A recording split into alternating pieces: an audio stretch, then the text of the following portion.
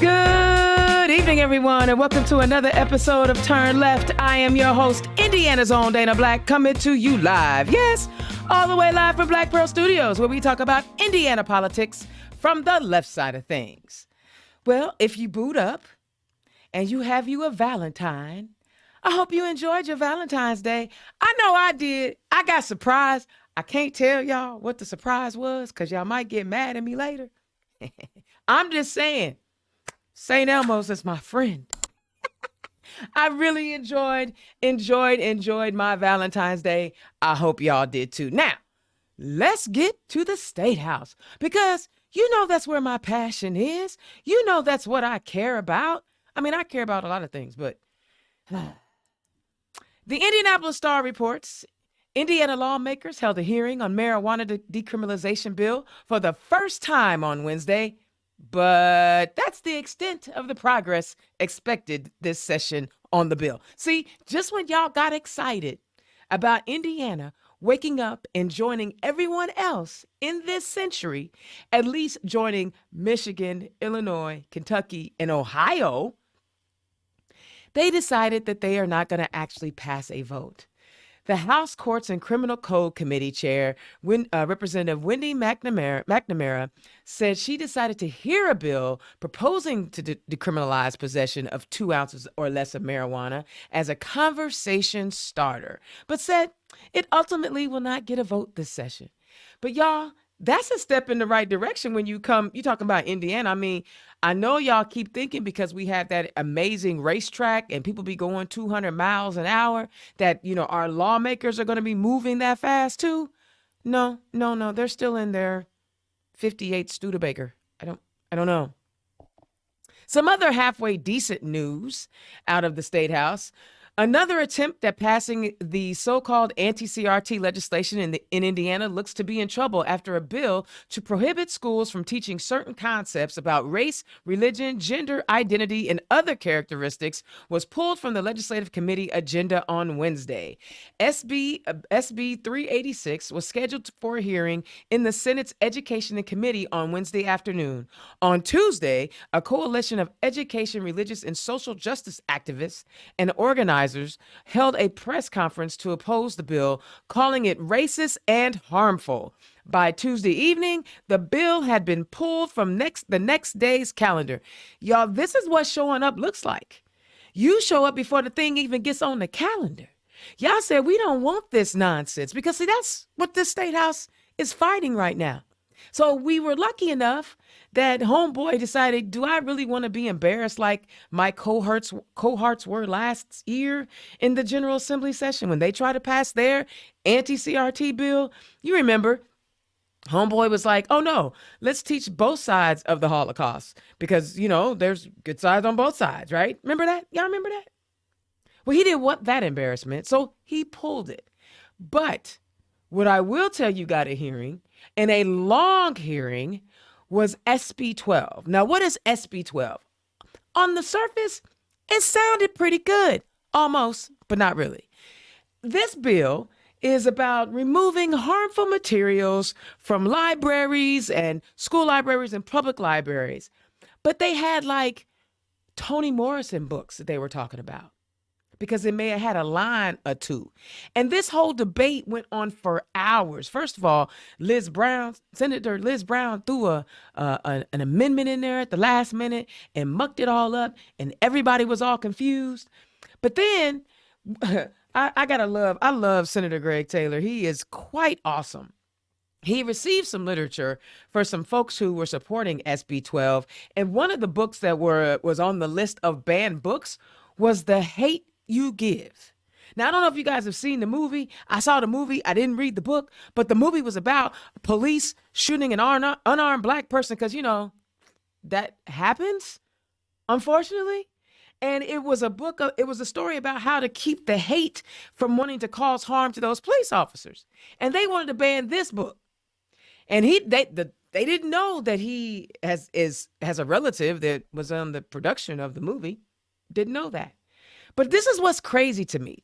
SB 12 was about removing harmful materials from classrooms because 6- and 7-year-olds shouldn't be reading obscene material. And I agree, they shouldn't be. But I don't believe the items that they're trying to ban are harmful materials because or obscene materials, because they are wanting to get LGBTQ plus books out of there and racially diverse books out of there. But what they do want to keep, HB 1177 passed out of the House. Well, Dana, what is HB 1177? It's the bill that says we are going to fund teachers getting handgun training. Because I don't know what's more dangerous, reading a book about not hating on people or an actual gun in the classroom. I need y'all to make it make sense, because it ain't making no sense to me. If you want to remove harmful material from the classroom, what is more harmful than a handgun? Oh, we'll be able to lock it up and use biosensors to get it out. But if somebody comes into the school trying to shoot it up, how much time you got to get it out? I don't know. I don't know. It just seems to me they got things all backwards in that state house, and we've got to do better. Honestly, y'all, if you watch the sessions, you'll see that we don't have enough votes in any of our committees. In some committees, it's 10-4, 10-6, 8-4. We just don't have enough Democrats. And then on top of that, a lot of those committees are stacked on top of each other. So you'll see Democrats running from one committee trying to get into the next committee. We're spread too thin because we don't have enough people. So those of you who are listening to the show, 2024 is right around the corner. Get your ducks in a row. Go to some candidate training and put your name on the ballot to run no matter where you are. All the districts will be up in the House and 25 of them will be up in the Senate. We have got to send our Democrats some help, because I'm telling you, it almost feels like a lost cause. It is a lot of times a lost cause on some of these really, really bad bills. Okay? I need you to run for office. I need to get some support in there. We got to make it happen. All right? You know me, I believe, and y'all know my saying, there's enough sun for everyone to shine. You know, I talk about my guy, Miguel Hampton, down in Jeffersonville, Indiana. He is doing some amazing things down there. I got his flyers on the slideshow right there. But let me read some things to you. He's launching his podcast, Common Conversation, on Apple Music, Spotify, Amazon, and Google Podcasts. Every time he does something, I got to step my game up. That's all I'm saying. And he's looking for more people to come on his show so he can record in person. He's looking for all that good stuff. He's also working on creating 2 mini documentaries on equity: substance abuse and health equity in Southern Indiana, African-American anti-racist social and economic equity in Southern Indiana. You guys have got to check him out. My guy, Miguel Hampton, is one of the hardest working dudes in the business. So listen, when I tell you, there's more than just Indiana's Own out here trying to bring you guys and make you aware of what's happening around the state. Check out my guy, Common Conversations, Miguel Hampton in Jeffersonville. You know I love my man, Mark Gavard, up in Fort Wayne. There are more of us out here doing this work. Okay, guys, listen, campaign season is underway. I know you need some content. I know you need content at an affordable price. You need to holler at Black Pearl IT Solutions and Black Pearl Studios. Allow me to help you with your events. I have all the equipment you need. Let me live stream your event. Oh, and they just passed a bill in the State House that says they want every local municipality to live stream their meetings. For some of you smaller counties, you can afford this minority-owned, woman-owned, LGBTQ plus owned small business. So holla at your girl. Black Pearl Studios and Black Pearl IT Solutions, we have everything you need for your campaigns, your committee meetings, your party events, whatever it is, get at me. So y'all see, I was able to condense my rant tonight because, as you know, I'm an Indianapolis native. I grew up on the northwest side of Indianapolis, graduate of North Central High School, class of 1988. I'm not ashamed to say it, because I make 88 look good. I'm just saying. Don't let the smooth taste fool you. But this is my city, and I go around. I know I talk about I'm a 92 county girl, but when it comes to what's happening in all those other 91 counties, it starts right here in Indianapolis. And who is going to be the mayor, who is going to lead our city, is critical to how the state goes. Tonight, not only has she been serving in our state house for over a decade, representing the East Side, often the forgotten side of Indianapolis, and doing it with pride and dignity like a Black woman does. She said, you know what? I could do more. I am going to run for mayor. And now that we have open primaries, everybody can run. Y'all give it up for my special guest tonight. We're going to talk it up, chop it up, running for mayor of the city of Indianapolis for 2023 and is currently representing the east side of Indianapolis in the State House. Y'all give it up for the Honorable Robin Shackleford. Robin, welcome to the show. Thank you, Dana. I'm happy to be here. What a great intro. I need to take you on the road. That's what they say. That's what they say. And as always, y'all, all appearances on Turn Left does not necessarily mean it's an endorsement by Indiana's own Dana Black. I just want to make sure people are getting their message out. And if you like what Robin is talking about, her donate link is right there. Click on her donate link, donate to her campaign. Let's chop it up and let's get into it. Representative Robin Shackleford, how you doing? Mm-hmm. Do you need therapy when you're in that State House? You know what? I am hanging in there. Yeah, the State House is a beast in and of itself, but I've been there for so long. I'm used to the fight. So yeah, I'm good now. I'm a seasoned veteran. We fight every day, all day long. But how frustrated can it be for you? And how do you manage when you see you don't have the votes that you need to either stop really, really bad legislation or push through, or sometimes your really good legislation doesn't even get called into committee? How do you manage that? So I will say one thing is having a great group of colleagues. The Indiana Black Legislative Caucus, we are truly a family. We are there. We meet every Thursday morning. So it's already 8:00 in the morning, but we support each other. We're there to vent to each other, happy times, cry with each other, because it is a very stressful job. But when you have colleagues there that are more like family, then you get that extra dose of support as you're just trying to go through and keep trying to make change and push through. So having those colleagues there, that gives me that extra boost. I love it because it's a fight. I listen to it, and you know, I send y'all text messages all the time. I know I get on y'all's nerves.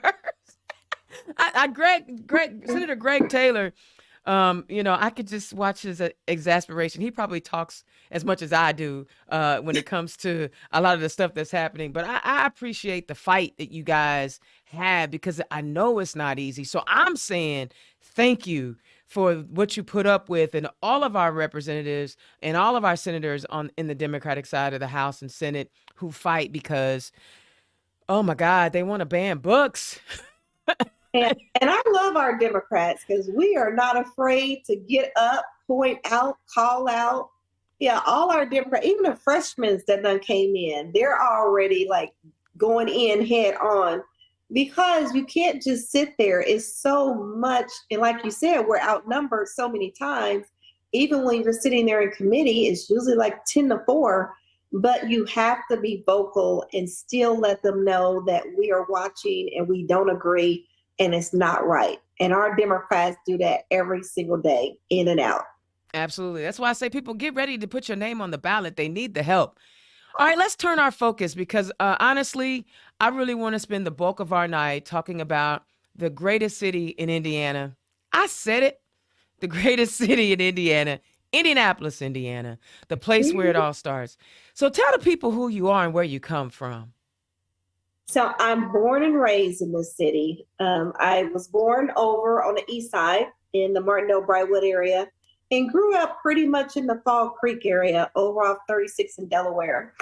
So grew up in all public schools, walked to school. We knew our neighborhoods. We're walking through neighborhoods, rode our bikes constantly through all the neighborhoods. So I know the neighborhoods because I grew up in them, lived in them and rode them and walked them and everything else. But went off to IU, came back. I definitely wanted to help out my community and help uplift my community. I did not go off to another city or another state because I knew I wanted to come back and make a change in my community. So that was one of my reasons for making sure I came back to my city after. And you grew up on the east side? Yes, East Side and Center. Okay. And that seems to be the area that often gets overlooked. I know when I have talked to Councilwoman Lakeisha Jackson, she talks about how her district often is the district without any banks, without any grocery stores. I hear everybody always talking about opportunity zones and TIFs and things like that. Why do you think Indianapolis and the East Side has been lacking those same opportunities? Because if there's nothing there, that is the best opportunity, I'm thinking. Exactly. It's trying to get some of these the officials to put more investment in the east side and the far east side. There's no reason. We used to have an enterprise zone. The state ended up taking it away and it Mm, went through over about Fall Creek. So an enterprise zone was that area where people got different kind of incentives to hire people from within. What we can still do is create our own enterprise zones, basically create do those benefits at a local level. Because you're right, over here on the east side and far east side of my district, there's one grocery store mm. within 1 mile of where people got to go. So it's one of the biggest food deserts in the US. I have one bank, um, and we don't have a lot of sit down restaurants. We don't have coffee shops, things of that nature. So things that will help bring the community together, we're lacking in a lot of those resources. And it's a little frustrating. Don't get me wrong. I grew up on the north side where, there are a lot of things. I mean, from the Park 100 area to Keystone the Crossing to Nora, Castleton, even in the Kessler area. There are the Butler, Tarkington, Kessler area. There are things that can attract people. How do you I'm just gonna go. As mayor of the city of Indianapolis, how would you work to increase those opportunities so that they're more spread out throughout the city? Even on the south side, they don't even have any public transportation out there. Yeah, and that's one of my biggest issues of why I'm running, just to make sure everything is given out fairly. All federal funding, any resources that we have, what we've seen and what it appears to be as we're looking from the east side and the far east side, even the south side, is we see a lot of those resources going downtown. And I think Hmm. people think it's supposed to spread out. But we got to start funding those outer neighborhoods where we have pushed a lot of the Black community Hmm. out, whether it's the east or the west side. And then we've left them out here with no kind of resources, just very little. So Hmm. I want to start investing in those neighborhoods that are on the edges, whether it be the south, the east, or the west, giving them more infrastructure, giving them more resources to help them, because everybody wants their neighborhood to look great. Absolutely. Everybody wants the ability to work. Everybody wants the ability to be able to get to a job or get to school or get to take their kids to daycare. So definitely working on how do we make giving out those resources more equal. I love it. And so, if you do get to become mayor, if you win the primary and then go on to win the general election, you're going to be doing something that you've never done before. You're going to have a supermajority on the city council. We run Indianapolis. Democrats run Indianapolis. How do you think the lessons that you've learned in being in the super minority, right, are going to help you navigate the supermajority of your own party when you're at the state when you're at the city county? Well, actually, you're not at the city county building anymore, are we? Yeah, they are. They do that, Harry. So one thing that I've learned from being in the super minority is you have to be collaborative. You have to be inclusive. You can't make decisions just in a bubble. So you have to go talk to the other side of the aisle. You have to reach out to the community because you need the power of the community to get anything moved or anything done. And you need that power of collaboration to work with everyone and to work with those other leaders. Those lessons I will bring at the local level because even though we're in power, we still have some fractions. Even though the Mm-hmm. Democrats have that power, we still need someone to help unify that power and collaborate with everybody and the community. So there still need to be some unity that's brought within the Democrats to work on these issues. And with that experience from the state house, that's what I'll definitely bring to the city. So you've been out. Since you announced you were running, I have seen you. First of all, what made you host the listening sessions? Tell me about those. Talk about those listening sessions. It was actually one of my team members because I used to do town halls and community conversations all the time. But now I mainly attend because we have a lot of nonprofits that do them. So I attend theirs. But they were like, you should do listening sessions to try to get the input from the community. So I said, well, that's a good idea. And what I'll do is tie it into, as I'm building my platform, get their input before I put anything out there, because I don't want to make it seem like that me and my team has all the answers in how we're going to go about this position. So that's what gave me the idea. It was one of my team members, and then we just ran off with it and said, okay, that sounds like a great idea. So how's it been going? What kind of feedback are you getting? What are the people telling you? So first of all, they're surprised when they have to do group work. So they thought, especially the first one, usually when you go to listening sessions, you're sitting there listening to someone, and then they may have mics in the aisles where people can come and complain about what they want to talk about, their concerns. So being with my SPIA background, we love group work. And so I'm like, I actually want these to be really positive and beneficial. So we put them in groups, and like everybody do, if you're sitting next to someone that you came with and I see that it's not diverse enough, I'll make you count off. So now those groups can be diverse. And I actually have them working on the 7 items that I'm going to be working on my platform. They get 7 pieces of paper, and it has one side has concerns, one side has solutions. And then they have to present out from their group. So we're taking in all that information and then feeding it into what our platform will look like. But once they get done working, I would say most of the people stay, because I let them know after I present and give my presentation, like, you're welcome to leave. But we have, I say 99% of the people stay and do the work, and they're happy at the end. We do a group picture at the end. They felt like that they really was able to give their input, and this is going to be utilized. Do you feel like you find yourself in a teaching mode when you're talking to the community, even though it's supposed to be a listening tour for you to listen to them, but do you find yourself educating the constituents as well? I do. So that first 10 or 15 minutes that I speak, I'm going over each of those items and explaining to them what are some of the problems that I'm going to be tackling in my plan. And so a lot of people may not have known some of these issues or problems until you start listing out and then saying how we can do better. This is what I'm thinking. So what do you think?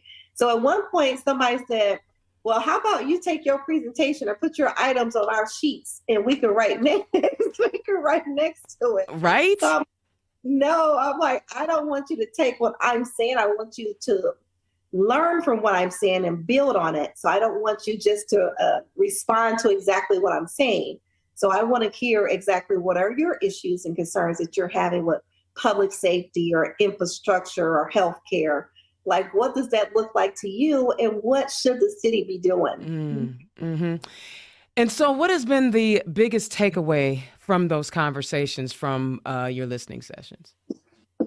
I would say one of the biggest takeaways is a lot of people haven't been asked to be involved. They haven't been asked to work on their concerns and solutions.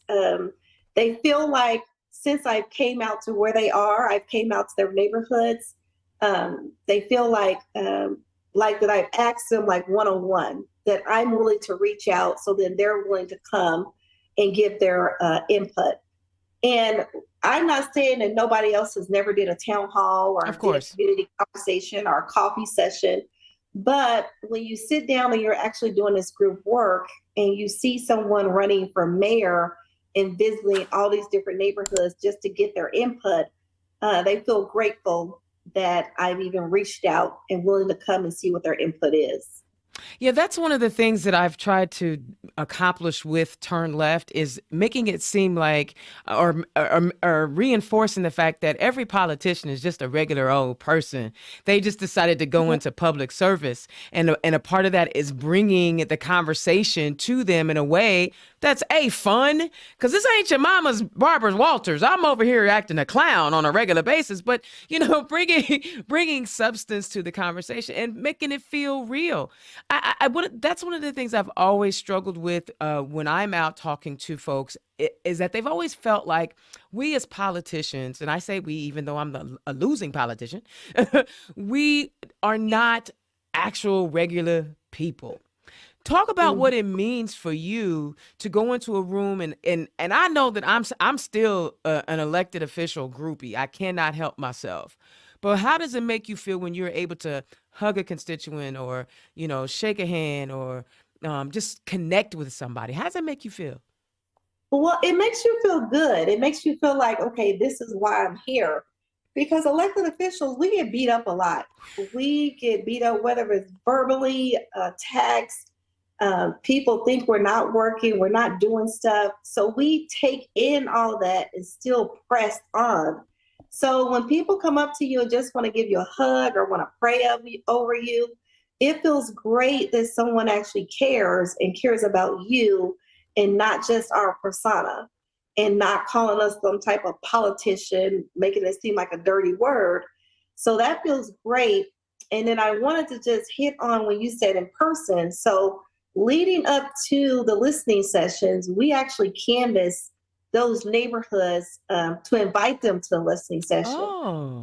A lot of people, I've been doing a lot of the canvassing. I just came off this week, but I've been out there knocking on doors, giving. So when they see me and they're looking at my information, and they're like, "Well, do you know her?"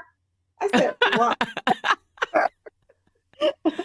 because we don't look the same when we're canvassing. I'm not Right. in the store. It's been cold. We are all like covered up. You can probably see like this much of what I got on. Because I got on the coat, I got on the skull cap, everything. So I was like, yeah, well, I am that person. And they were like, well, you out here? I was like, yeah, well, I want to invite you to the listening session, give you this information. So it's great if I have walked that neighborhood and then someone comes and say, okay, you left this on my door. Or if someone happens to be in a library, because we usually use the library as our stopping point when we're out canvassing. We've seen people talk to them going into the library, and then when they come back to the listening session, they were like, oh, well, they just happened to be coming to the library, and I ran into them on Wednesday, and now they're going to come to the listening session on Saturday. So that feels good on both parts because I love connecting with people and reaching out to them. And I'll go anywhere. This is my city. I'm not scared to go any neighborhood, What? walk good. And no, I'm not walking with an entourage. I'm literally walking with one or two people that we're just out there canvassing the neighborhoods and inviting them. I'm so glad you said that because, you know me. I'm a 92 county girl. I do as much work outside of Indianapolis as I do in Indianapolis, and that is the conversation that I have a lot with Democrats in a lot of our rural areas. I talk about if I can come to your county and I've increased the minority population by 100%, you can go talk to your neighbor. What are you scared of? And I love that. And like you, I can go anywhere in Indianapolis. I am not afraid as well. But you know what? There is a distinct divide in Indianapolis, and you highlight a lot of that in the materials that you are sending out.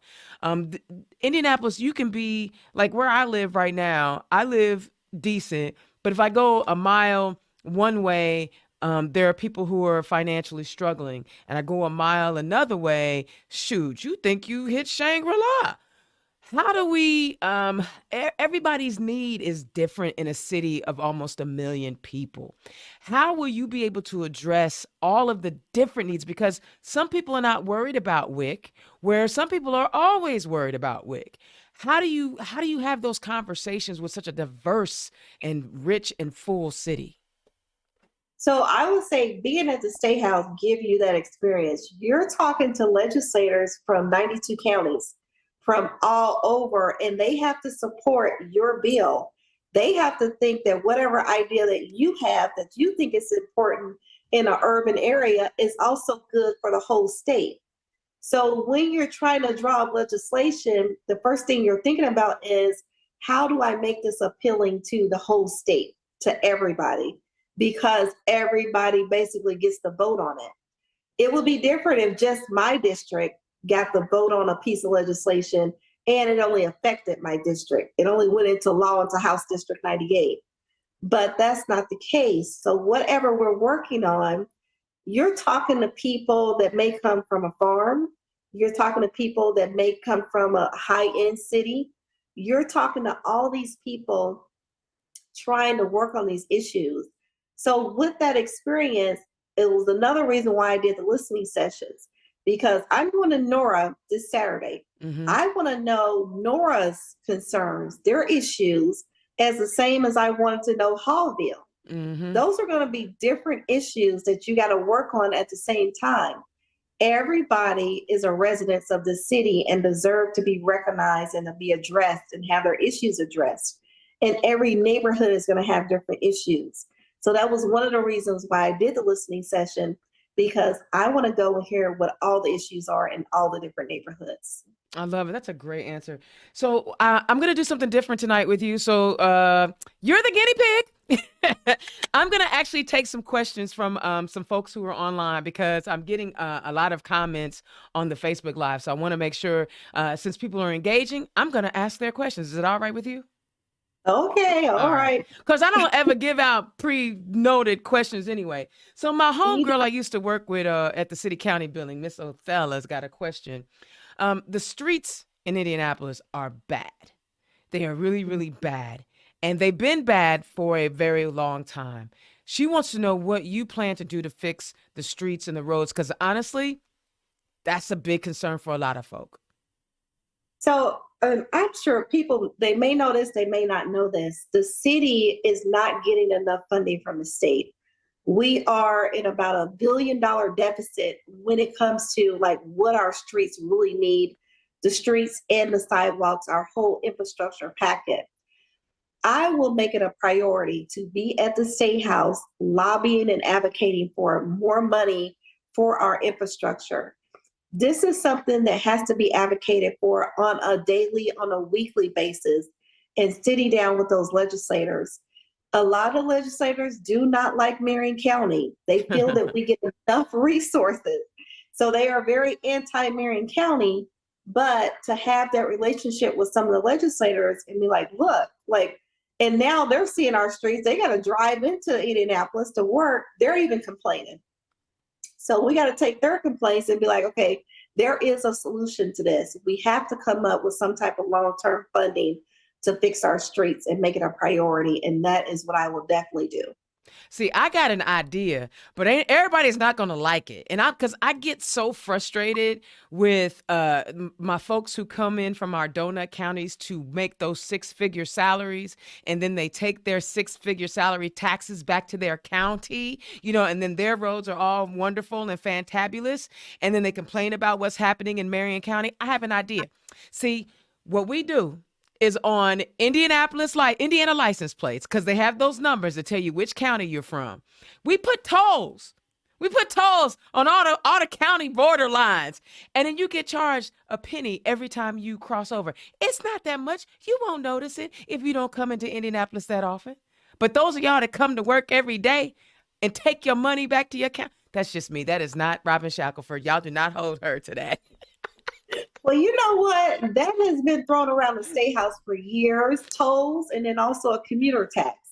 So I will say I'm putting everything on the table. We have to push something. Something is going to have to go through that people coming from other counties is assisting us also. That gets on the table when we're talking about what kind of long-term funding can we look at. And I think also when they're using public resources, if you get into a car accident in Indianapolis while you're there working, our law enforcement agencies, our EMTs, our firefighters are going to help you. They're not going to not help you, but those are our resources. And there's no way for us to recoup that from the folks who are coming in from out of the city to work. Those are just little things that bug me. I don't complain about Hamilton County. I go and do what I do, and then I come back home. But it's just when they start complaining about all the things that are wrong with Indianapolis that just gets my goat. Okay, that's Yeah, no, fine. don't want to help contribute. Yeah, and so another big question that everybody is talking about, and I haven't quite figured out how the prosecutor or the mayor is supposed to solve this problem. Unfortunately, in Indianapolis, we have a lot of violent crimes, a lot of homicides that are happening around the city. It's not just in one pocket; it is around the city. How do you plan on trying to address the issue of crime in the city of Indianapolis?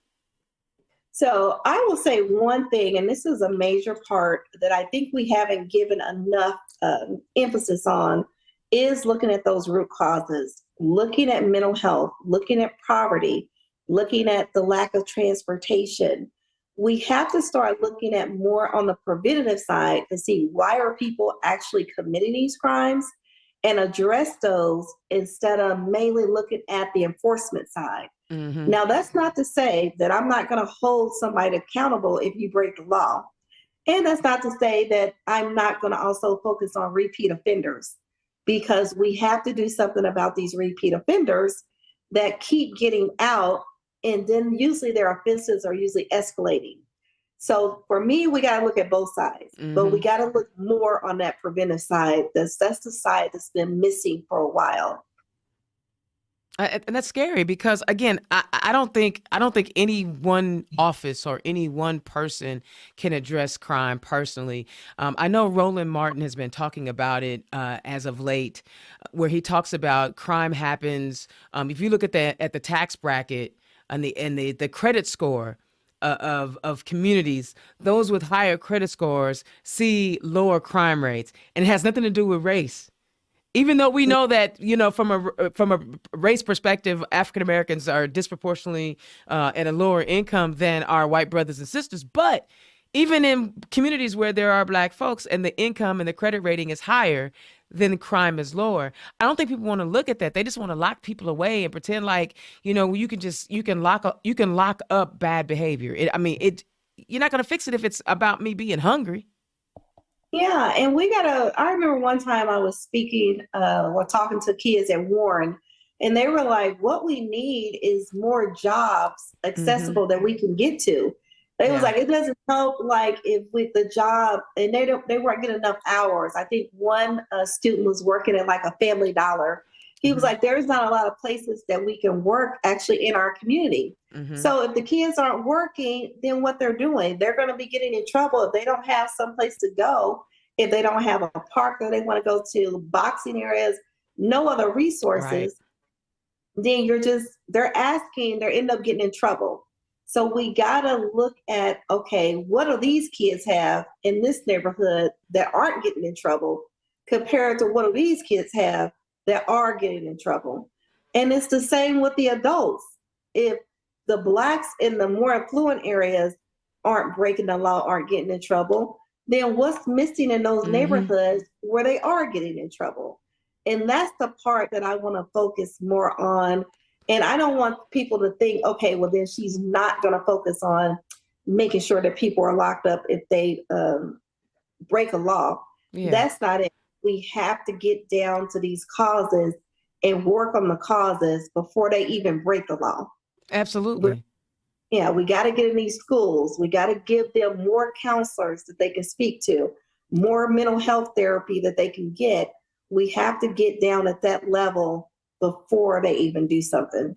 Absolutely, because it's frustrating when for some reason, there's this notion that we as black folks don't care about crime. And I'm sick of hearing, first of all, what human doesn't want to be safe? And if you think that we like being unsafe, then you don't think that we're human. And I'm tired of being dehumanized. I'm just going to say it like that. Because whenever you suggest a whole group of people don't care about law, we bleed like you bleed. We don't want to be hurt. We work hard for our stuff too. We don't want it stolen. So what I don't it frustrates me when I hear those arguments, especially out of the state house from people who don't know our communities, never been in our communities, never lived in our communities, don't even talk to us.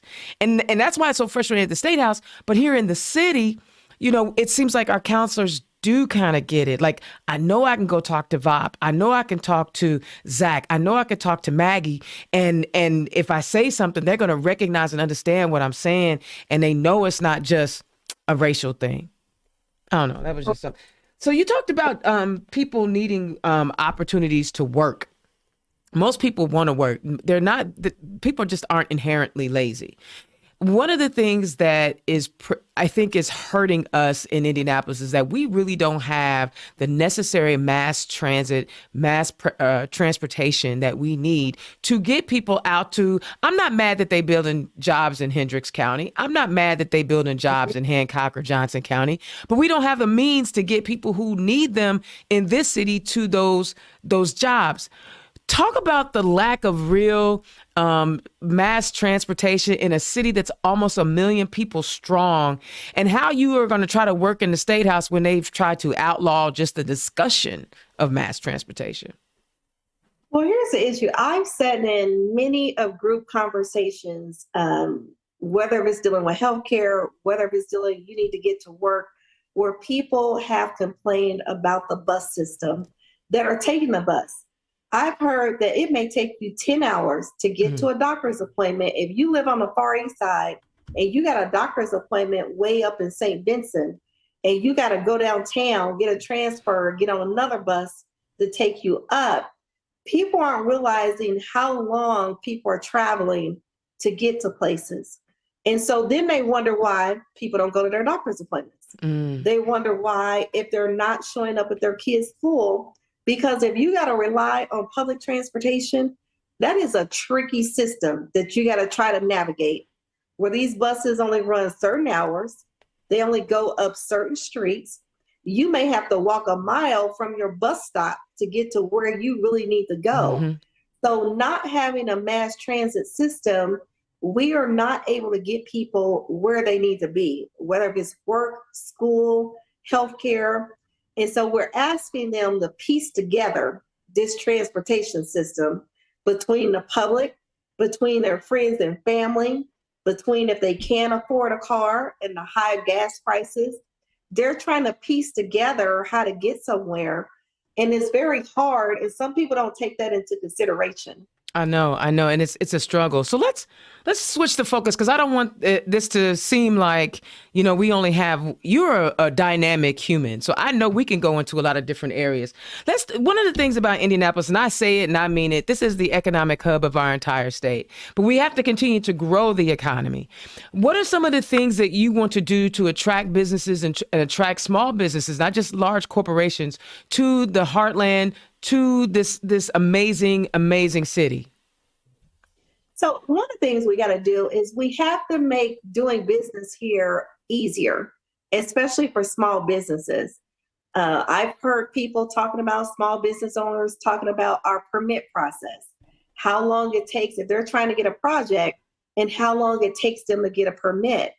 I've experienced working with small businesses have to go back and forth with code enforcement when they're trying to open up, and they're arguing over the handicap spaces, all these requirements.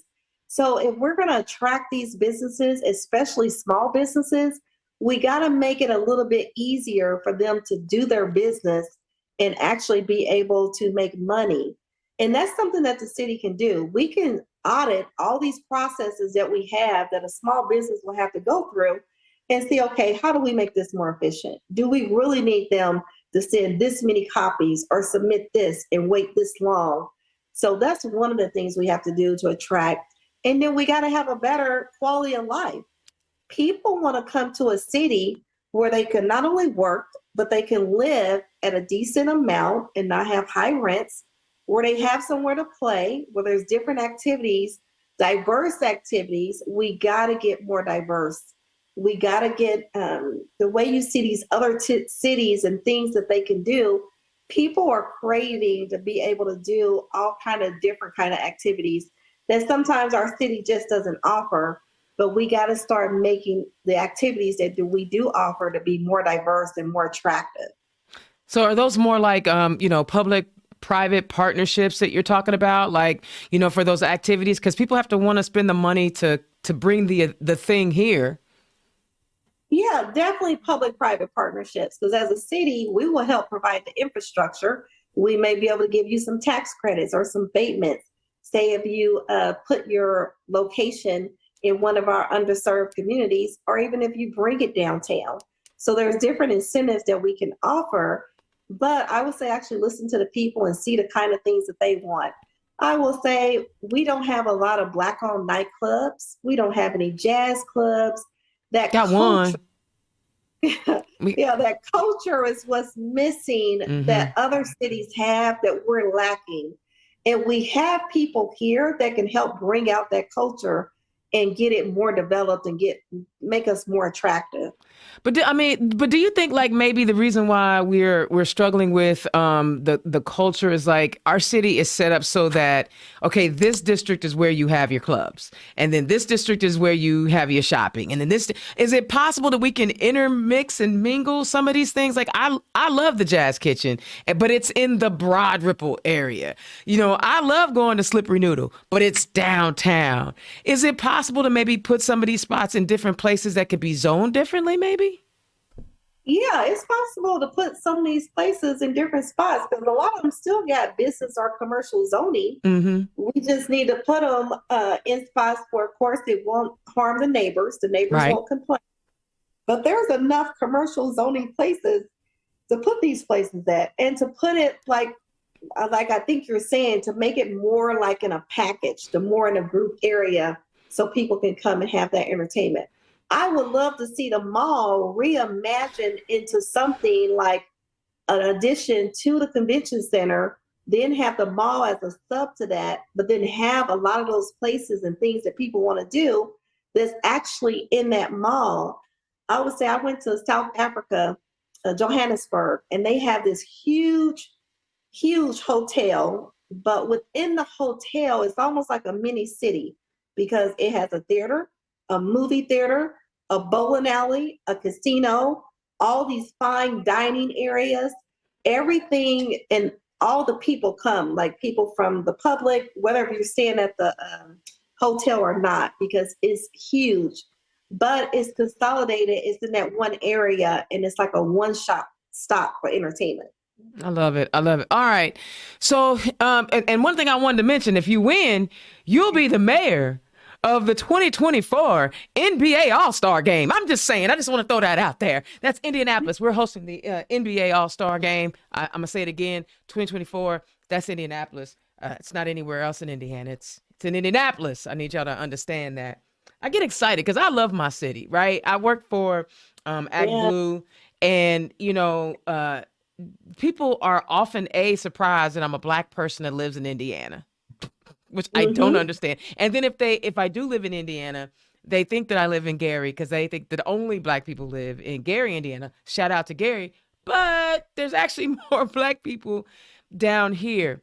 But one of the things that we've not seen is a person of color, period, in the executive level. Nor have we ever had a woman occupy the executive level position. I know a lot of people want to say, it shouldn't matter. It should be the most qualified. But when you have a city that is over 30% black people and close to, I want to say 10% Hispanic, a little bit higher, Mm-hmm. when you have 40% of your population that is minority, and of course we know women make up 51% of the Yeah. population, and we have Mhm. not been in those executive roles. What would it mean to you to be the first person of color, the first black person, and the first woman to lead the city of Indianapolis? Well, you know what? First, I would give homage to the women that came before me that fought this fight, Z. Mae Jemison and Melina Kennedy. They Mm-hmm. have already kind of paved the way because they have made progress in trying to get a woman or even trying to get a black person in that seat. So, and having a woman in the seat, it brings a whole different vibe. It brings a whole different of how we process and how we work. We are very collaborative. We are, and when you put a black woman, when you say we got a budget, we definitely gonna be under budget every Mm-hmm. day. We can Mm-hmm. stretch a dime like it ain't been stretched no more. Because the thing is, we work with other people. we love working with other people and just bringing in all those thoughts and energy. But I want to tell people it doesn't mean that this city is not going to be ran by any less of a qualified person, because Come a on lot of now. our men, we have to be more qualified. When we're sitting at the table, when we're sitting at the room, we have to be doubly qualified when we're sitting there talking to men. And even though that we may feel that they're less qualified than us, we still got to work with them as if they were the most qualified. Man. So a woman understands, I will say, they understand the struggle, they understand those challenges, and they bring that to the table every time that they're sitting there and thinking about, is this going to impact someone? How is this going to impact someone? How much is this going to cost? Can we get this cheaper? That is always on a woman's mind when she's making those decisions. And as we know, women are good multitaskers. Mm-hmm. We will multitask. We will make a 10-hour day into a 3-hour day. Yep. We can make it happen. We will be done 50 million things by 5 o'clock in the morning. And you be like, okay, you done worked out, you done wrote up a report, you done got breakfast, and it's just 5 a.m. Now you're going to go to work. And then if you're a woman of a certain age, you didn't have 14 hot flashes while you did all that. Exactly. With the hot flash and everything else that goes with it. I mean, I know that a lot of people always are like, "Oh, why does it have to be a race? Why does it?" But it's when you have not had representation in spaces, it's exciting to see what you can be. And I wanted to just hit on that before the end of the show. Indiana's own Dana Black turned left. We're talking to Representative Robin Shackleford, who is running for the mayor of the city of Indianapolis.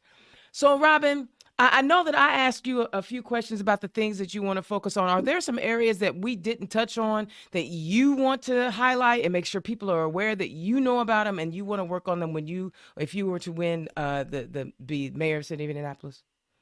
So, one of the things I do want people to know is that diversity, equity, and inclusion. I know it has become some buzzwords, but being one of the former mayor's diversity affairs director, I got to learn our city in a different way because I was constantly out in our neighborhoods and getting to experience people from different countries, different cultures. So I know the potential this city has when I say we're not tapping in to that human potential that we need to tap into. So that's what you will see me tapping into more, is just being more welcoming and embracing of everyone in this city, and being more making sure everything is on an equal playing field for everyone, and making sure that our city is welcoming to everyone, no matter their race, their disability, their sexual orientation, anything. We include all these when we're talking about diversity. So it just won't be buzzwords for me. This is something that I truly feel passionate about and that our city needs more of. And I want to make sure that we talk about my religious folks too, because we talk about Mhm. diversity, and some of our religious brothers and sisters think we're trying to leave them out. Absolutely not. I believe in diversity of religion. In fact, I'm a fight like the Dickens, so you can pray however you want to pray. Yes, religion has definitely been in there. Yeah, we have so many religions here in Indianapolis, and everyone should feel welcome. Everyone should feel like that their faith is respected, and who they believe in or what they believe in should be respected also. Okay, I got to ask you a tough question. What is your relationship with law enforcement? So I would say I have a good relationship with law enforcement. You guys know we did pass House Bill 1006 uh, in 2021. That was our law enforcement bill. And when to get that to pass, we had to meet with law enforcement a lot. We had to meet with the sheriffs, the prosecutors, the chief of police to come up and compromise on what that legislation would look like. To get it through the state house with no opposition, law enforcement had to be on board. So it was great getting to work with them, because this is that piece of legislation that said, if we even think that you're doing something wrong or you get accused of doing something wrong, you can be decertified. Wow. This is a piece of legislation that said you can't turn your body camera off or you will face criminal penalty for turning off your body camera. It is the same legislation that said they had to go through de-escalation training more often, not just on an annual basis and at every stage. And it's the same piece that said your record will follow you. We had issues with bad apples with the police force. Their record was not following them. They can move and go to another county. So now their record must follow them if they're trying to get on. And it was the same piece that had the chokehold language that now defined it as a deadly weapon. So if you were going to use a chokehold, then your life had to be seriously in danger. So I would say I have a good relationship. There's always challenges because there's always a challenge between making sure that the community feels safe and represented and making sure also our officers feel safe and represented. And that's a balance that you always have to make when you're thinking about these things and working with law enforcement and the community. I love it. I love it. I agree because when I worked at the city county building, in the IT department, that I had IMPD, and I don't think people thought I was going to have a positive working relationship. But they're humans, right? Once you get past the uniform and you start talking to people, now there are some behind holes. That's for dang on sure. But when you talk to when you really connected to the ones who were running the PAL program, police athletic league, and the recruitment team and the training teams and all the different folks within law enforcement, I'm telling you, IMPD's got some good folks. They got some suckers. I'm gonna say it because I met them. There's some suckers, but for the most part, everybody I worked with over there was pretty good. We just have a lot of work to do because humans are going to human. So you win your election in May. You show up in November, you win your election in November. What is the first thing you're going to do as mayor of the city of Indianapolis? So I would say the first thing I'm going to do is just open up the 25th floor and have a big reception to let everybody come in. Let everybody come in and see where the mayor's office is. Let them know they're always welcome. The legislators have already been asking me, can they come? So they will definitely be invited because we definitely don't need their help as we're working on infrastructure and everything else. But just open up the mayor's office to the community. It is their office. The city county building is theirs. That will be the first thing, is let everybody in and then get to working on all these things that we need to work on. I love it. And hopefully, if you were, be successful, there would be less of an adversarial relationship between the State House and the city county building. They just down the street from each other. And it's such a adversarial relationship. But I understand why. It's not like I don't get it. My God. Definitely be bridging that gap between Washington Street. Definitely working on bridging that gap between the State House and the city county building. Yeah, we're on the same street. Let's make it happen. All right. Our time is already up, and this has been a fantastic conversation. I don't know if you guys know, but I am lucky. I get to talk to a lot of different folks around the city and around the state, and being able to text people while they're sitting in session is something that I really enjoy. If y'all get mad at me, just say, Dana, stop texting. But I get to do that. And so, you guys, this is what being connected to your legislators are all about. That's why I do the show, so that you can talk to the folks. I only have one question that I got to read, but I wanted to read more to you, but that's the only one that I had. But tell the people what events you have coming up and where they can find you. So we have our listening session this Saturday from 1 to 3 at the Nora Library. And then we have a meet and greet, a fundraiser coming up next Friday from 5 to 7. And that's going to be at Farm Free up off 82nd in Allisonville. It's a Black-owned business. All my meet and greets publicly, I'm going to try to do it minority-owned businesses. This is one of those that sells CBD. It's a retail area. So if you're interested in trying samples and different CBD, that's where we'll be at next Friday. I love it. And where can they find you on social medias? So our website has all our links on there. You can go to robin4indy.com. And then I'm on Facebook, Twitter, Instagram.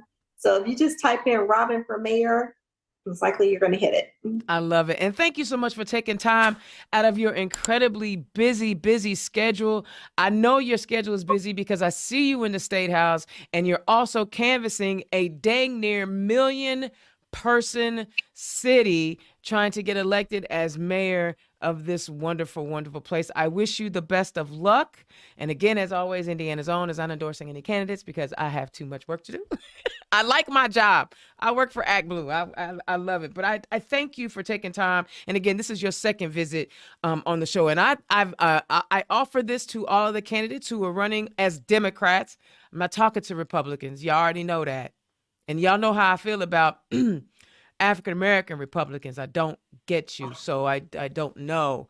You have the right to believe what you believe, but you're not going to do it on turn left. I just can't do it. But anybody that wants to come holler at me, I've got a date saved for my current mayor. So if we can get that worked out, hopefully we'll get on, because I want to make sure that you guys are getting the information from all the folks so you can cast an intelligent decision. I really appreciate you taking the time to talk to us. Indiana's Own Dana Black. This was a fantastic show. Now, the cool part is that, me and Robin, we chop it up. So, this is how she talks all the time. What you saw was not putting on airs. It was who she was. And I'm excited that she was brave enough, bold enough, confident enough to put her name on the ballot. Because a lot of us get intimidated from running for office. And she said, I don't have millions of dollars, not yet, but I'm going to run because I believe in my city. And money should not be a deterrent. Incumbency should not be an deterrent. My congressman, my favorite congressman, Andre Carson, says competition is good. So this is why it's important. Iron sharpens iron. Iron sharpens iron. I love that Marion County now has an open primary. I'm excited about it. There's a couple of people running for mayor in Lawrence. So I'm really excited about bringing new ideas and new energy to this election process. And hopefully with a contested primary, we will increase voter turnout. That way people feel like they have a say in what's happening in their government and how those policies are impacting their lives. There's a reason for this, y'all. All right, we have a great show coming up for you again next week. I thank everybody for tuning in. Representative Robin Shackleford, thank you so much for tuning in, joining us tonight. I will holler at you. Yeah. And good luck to you. Keep knocking doors. Keep doing what you're doing. I will catch you guys next week. I got another set of great candidates coming on to talk to you guys. Feel free to chop it up anytime you want. I'm easy to find, and I will holler at y'all next week. Peace. Turn Left is the property of Black Pearl IT Solutions. Executive producer, Indiana's Own Dana Black. Music by www.bensound.com.